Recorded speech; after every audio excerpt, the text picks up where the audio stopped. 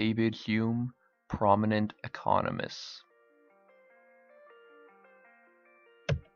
David Hume was a Scottish philosopher and economist born in Edinburgh on May 7, 1711. He was raised by his mother alongside his older brother and sister. At a young age, people began to realize that Hume was something of a genius. At the age of 12, he was able to attend Edinburgh University alongside his brother, where he studied philosophy.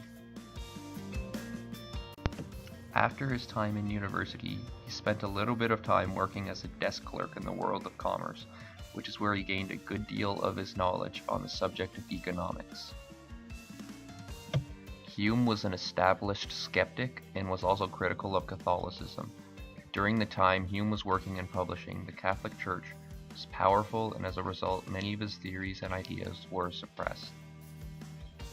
At the same time, he was publishing during the Enlightenment, so many of his works ended up becoming influential to thinkers of the time, such as Adam Smith.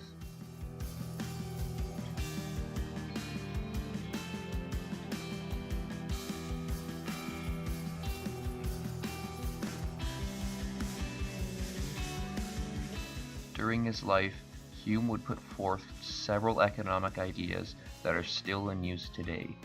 The first of these being discussed is known as the price-specie-flow mechanism.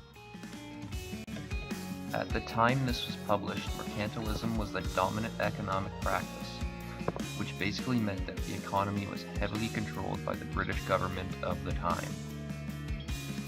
Specifically, British merchants believed economic growth could be achieved by limiting imports and encouraging exports to maximize the amount of money in the home country of Britain.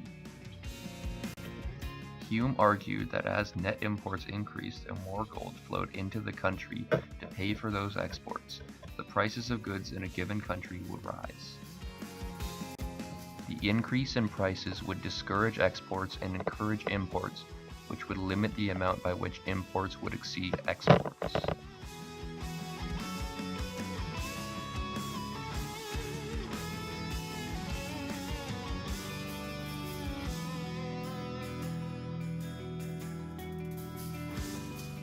Hume's price-specie-flow mechanism is also heavily associated with a country's balance of payments, which is used to keep track of a country's flow of money in and out of said country. If the net flow of money into a country is negative, this is known as a deficit, since this country would be spending more money on imports than they would be gaining in exports. If the net flow of money into a country is positive, this is known as a surplus, since this country would be spending less money on imports than they would be gaining in exports. The balance of payments can be linked to current financial turmoil. For example, the United States balance of payment deficit was $440 billion from 2009 to 2013, according to the World Bank. This only exacerbates the current financial troubles of the United States. A country's balance of payments is also associated with the value of that country's currency. A deficit in the balance of payments leads to a devaluation of that country's currency. Canada runs on a deficit as we spend more money on imports than money we gain off exports. This acts as a perpetual drain on the value of the Canadian dollar, making it harder to increase the purchasing power of our currency.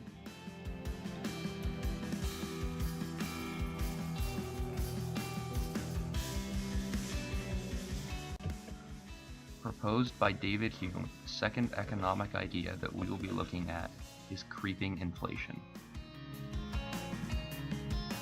Hume's theory argued that a gradual increase in the country's price of goods and services would eventually lead to economic growth. Creeping inflation is a slow increase in the money supply, but over time adds up to a substantial increase in the costs of living. Thus, wages too must be increased to keep pace with inflation, or people will not be able to afford new costs of living. If we apply the theory of creeping inflation to the United States today, we find they are heading down a disturbing road. Since 1980, inflation in the US has been on the rise. According to creeping inflation theory, wages too should rise as well, proportional to inflation, to accommodate for the increased cost in living. This is where the divide occurs. Between 1979 and 2012, total median worker wages in the United States increased by only 5%, far behind inflation. It is also interesting to note that this 5% increase in pay came despite an increase in corporate productivity of 75% from 1979 to 2012.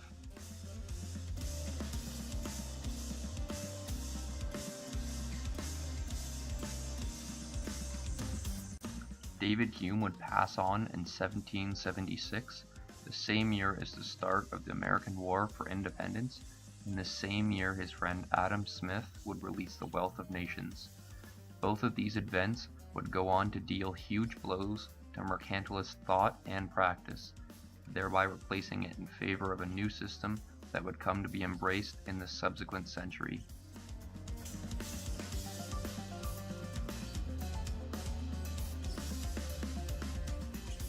In closing, David Hume was an economist who left us with many ideas on both economics and philosophy that are still used and debated about to this day. Hume has left his imprint and made a valuable contribution to the world of economics. Adjusting the focus of the moon. One should not assume the philosophy of David Hume is nothing more than a subjective conclusion. What is the maximum field rate application? The runaway glaciation surrounding the ocean basin affects the population fluctuation on a continuous basis, but that's just the basics. The juxtaposition of can I bust position, the precision of something no other is written, way above and beyond what was intended. The unparalleled, malleable enunciation of a sentence. You didn't go to college, obviously. I can tell by your ungodly, unintelligible terminology, a remarkable odyssey. The rhymes are modest speeds when the brain orders the body not to breathe. Your competency is not up to speed. You